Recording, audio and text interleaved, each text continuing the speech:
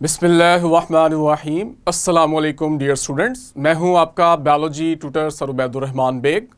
आज जो एसएलओ हम कवर करने जा रहे हैं बच्चों, ये हमारे चैप्टर 1 का लास्ट एसएलओ है और इम्पॉर्टेंट है। शॉर्ट, लॉन्ग, एमसीक्यूज तीनों पर्सपेक्टिव से। एसएलओ क्या कहता है? कहता है कि इवैल्यूएट द टर्म्स। ठीक है, कौन सी terms? Hypothesis, theory and law in the context of research, लेकिन इन द नेचुरल साइंसेज। यानी नेचुरल साइंसेज में हम इन तीन टर्मिनोलॉजी से बार बार वाकफियत करते हैं। ये जो टर्मिनोलॉजीज हम यूज करते हैं, इनको इवैल्यूएट करें। नॉलेज जो हमने निकाला है इस एसएलओ से वो है hypothesis, theory and law in natural sciences. ठीक है, हमारे एसएलओ में चूंकि नेचुरल साइंसेज का कहा गया है, इसलिए हम नेचुरल साइंसेज की टर्म में इन तीन टर्मिनोलॉजीज को डिस्क्राइब करेंगे। ये जो तीन टर्मिनोलॉजीज हैं बच्चों, इसकी साइंस में वही अहमियत है जैसे हम कहते हैं कि कायदे आजम के तीन अल्फाज काम, काम और काम हमारी कौम के लिए बड़ी अहमियत की हामिल रखते हैं। ये तीन अल्फाज जो हैं, ये वो अल्फाज हैं जिसकी मदद से साइंटिस्ट अपने अराउंड पूरी वर्ल्ड को अंडरस्टैंड करते हैं। तो ये आपके पास की पार्ट्स हैं साइंटिफिक मेथड के। तो आइए चलते हैं और समझते हैं कि ये वर्ड्स अपने अंदर क्या बयान करते हैं। हाइपोथेसिस जो है, हम कहते हैं कि ये आपके पास बिगिनिंग पॉइंट है साइंटिफिक इंक्वायरी का। अभी हमने इससे पहले एसएलओ के अंदर हमने साइंटिफिक मेथड के 6 मेथड स्टडी किए, स्टेप स्टडी किए, जिनमें आपके पास रिकॉग्निशन था, ऑब्जर्वेशन था, उसके बाद हाइपोथेसिस, डिडक्शन, देन एक्सपेरिमेंट्स और फाइनली रिजल्ट्स। लेकिन अगर आप ओवरऑल देखो कि वो जो साइंटिफिक मेथड है वो असल में इन्हीं तीन टर्मिनोलॉजीज को डिस्क्राइब करता है, एक्सप्लेन करता है। हम अगर रिकॉग्निशन करते हैं, ऑब्जर्वेशन करते हैं, तो हमारा मकसद उससे हाइपोथेसिस बनाना होता है। तो अगर मैं ये कहूं कि हाइपोथेसिस जो है ये स्टार्टिंग पॉइंट है साइंटिफिक इंक्वायरी का, तो ये गलत नहीं होगा। क्या है हाइपोथेसिस? हम कहते हैं ये टेंटेटिव एक्सप्लेनेशन है, एक टेंटेटिव आइडिया है that scientist can test. Tentative हम वर्ड इसलिए यूज करते हैं कि अभी आपने इसे एक्सपेरिमेंटली प्रूव नहीं किया। स्टार्ट में हम क्या करते हैं, हम अपनी कुछ इनिशियल ऑब्जर्वेशंस लेते हैं, हम कुछ क्वेश्चंस रेज करते हैं, यहां से आपके पास हाइपोथेसिस का आगाज होता है। यह आपके पास एक ऐसी स्टेटमेंट होती है जिसे हम एक्सपेरिमेंट्स के जरिए चेक कर सकते हैं, तौल सकते हैं कि यह स्टेटमेंट जो है ठीक है कि नहीं। साइंटिस्ट जो हैं इसको टेस्ट करते हैं किस मकसद से? कि देखा जा सके कि हमने अपनी ऑब्जर्वेशन से जो टेंटेटिव आइडिया डेवलप किया है क्या यह ठीक भी है या नहीं। It is supported by evidence. अगर तो इसको टेस्ट करने के बाद ये ठीक साबित हो, हमारे पास इसके एविडेंस आ जाए जो इस हाइपोथेसिस को ठीक साबित करें, तो हम देखते हैं बाजुकात ये बिगर आइडियाज की तरफ लेकर जाता है। यानी हाइपोथेसिस जो है ये थ्योरीज में भी डेवलप हो जाता है। थ्योरीज क्या है? थ्योरी को हम कहते हैं it is well substantiated explanation. Substantiated मतलब कि ये आपके पास वो आइडिया है, वो एक्सप्लेनेशन है जिसको आप प्रूव कर सकते हैं। ये महज लॉजिकल गेस नहीं है। कैसे हम इसको डिस्क्राइब करेंगे? हम कहेंगे ये आपके पास डिटेल्ड एक्सप्लेनेशन है of some aspect of nature. कुदरत का कोई भी फिनोमेना जो हम पढ़ने जा रहे हैं उसे हम थ्योरी की मदद से डिस्क्राइब करते हैं, एक्सप्लेन करते हैं। That is supported by multiple evidence. Theory की खासियत ये होती है, जो इसे हाइपोथेसिस से मुनफरिद करती है, वो ये कि हम थ्योरी को प्रॉपर एविडेंस से सपोर्ट कर रहे होते हैं। हम अपनी थ्योरी को बार बार टेस्ट करते हैं, तभी आप देखते हो कि साइंटिस्ट इस पे एग्री करते हैं, क्योंकि ये बार बार इस मराहिल से गुजर चुकी होती है और इसको हर दफा जब रिजल्ट्स इसको वेरीफाई करते हैं तो हम थ्योरीज को एक्सेप्ट भी करते हैं। अहमियत क्या है?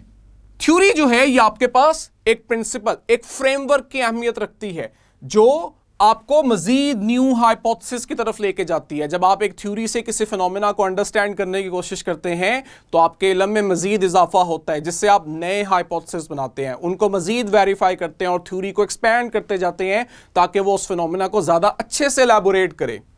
यह आपके पास बेस करती है नाउन फैक्ट्स के ऊपर। ठीक है, हाइपोथेसिस में जो आपके पास इंफॉर्मेशन थी वो नाउन फैक्ट नहीं था, थ्योरी आपके पास बेस कर रही है नाउन फैक्ट के ऊपर। और साथ ही साथ एक्यूरेट प्रेडिक्शन, इससे जो हमारी प्रेडिक्शंस होती हैं वो एक्यूरेट होती हैं हाइपोथेसिस की निस्बत। ये आपके पास वाइड रेंज ऑफ फिनोमेना को एक्सप्लेन करती है, किसी भी फिनोमेना को या डिफरेंट फिनोमेना को हाइपोथेसिस की निस्बत ज्यादा वसी तौर पे एक्सप्लेन करती है थ्योरी।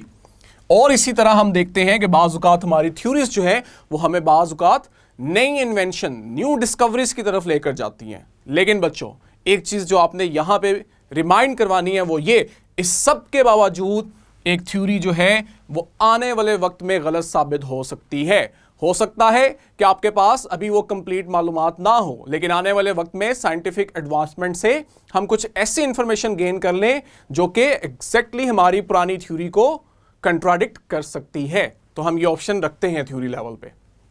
एग्जाम्पल, चूंकि उसने हमें नेचुरल साइंसेस से कहा है तो हमें बायो से बाहर भी जाना पड़ेगा। एग्जाम्पल हमारे पास आती है Einstein theory of general relativity, और अगर हम बायोलॉजी की स्पेसिफिकली बात करें तो आपके पास लेमार्क की थ्योरी ऑफ एक्वायर्ड कैरेक्टरिस्टिक्स। ये तमाम जो आपके पास एग्जाम्पल्स हैं बच्चों, आप अपने अपने रिलेटिव सब्जेक्ट्स में इस ग्रेड में या हायर ग्रेड में आप बड़ी डिटेल से इन्हें पढ़ेंगे। नेक्स्ट हमारे पास है जी लॉ। लॉ क्या है? ये आपके पास एक यूनिवर्सल ट्रुथ है जो कभी चेंज नहीं होता। तो मैं कह सकता हूं कि it is a universal statement that tells us how things always happen in nature.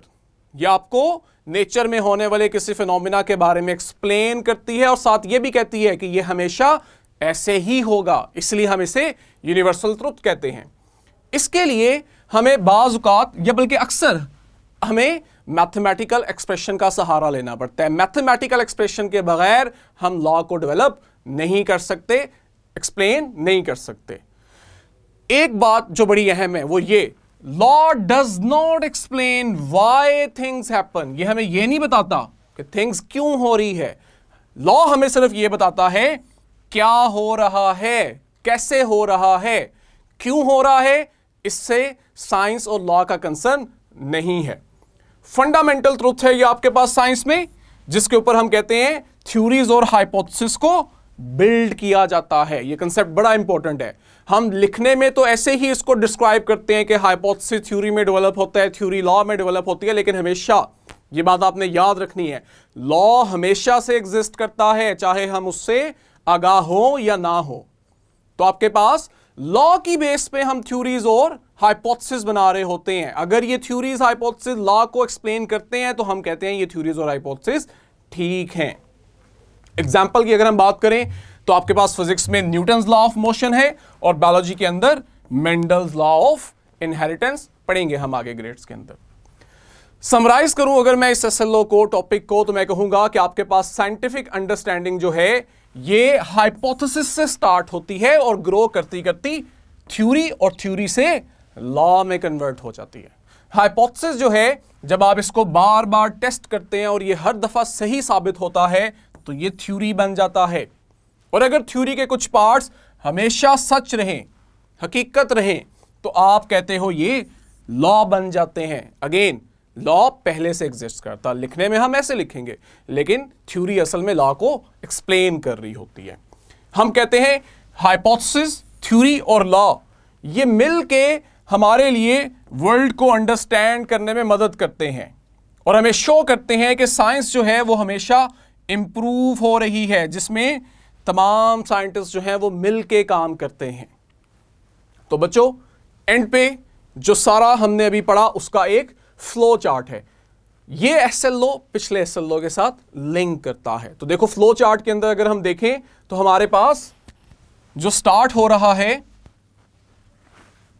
वो बायोलॉजिकल प्रॉब्लम से हो रहा है। ठीक है, ये सब मैं बता चुका हूं, इसलिए मैं सिर्फ आपको पॉइंट करूंगा। बायोलॉजिकल प्रॉब्लम को हम ऑब्जर्व करते हैं, उससे हम हाइपोथेसिस बनाते हैं। हाइपोथेसिस हम बना रहे हैं डिडक्शन की बेस पे। इससे हम एक्सपेरिमेंट्स करते हैं और अगर हमारे रिजल्ट्स ठीक हो तो हम उसको हाइपोथेसिस को थ्योरी में कन्वर्ट कर देते हैं और वो आगे जाके लॉ को एक्सप्लेन करती है। लेकिन इन केस अगर आपके पास रिजल्ट्स जो हैं वो हाइपोथेसिस को सपोर्ट नहीं करते तो हम वापस हाइपोथेसिस पे आते हैं और अपने हाइपोथेसिस को रीडिफाइन करते हैं, मॉडिफाई करते हैं। तो देखा आप लोगों ने हमारी जो SLO की डिमांड है, जिसके अकॉर्डिंग हमने इन टर्म्स को इवैल्यूएट करना था, वो मैंने आपको लेक्चर में बड़े अच्छे से एलैबोरेट किया। लास्ट पे आपके पास प्रैक्टिस क्वेश्चन है आपकी वर्कशीट से, जो आपको यहां पे अवेलेबल हैं। आपने इन्हें अटेम्प्ट करना है ताकि आपके कंसेप्ट ज्यादा अच्छे से सॉलिडिफाई हो जाए, आपको देर तक याद रहे। तो बच्चों, नेक्स्ट वीडियो में मिलेंगे नेक्स्ट लेक्चर के साथ। तब तक के लिए अल्लाह हाफिज।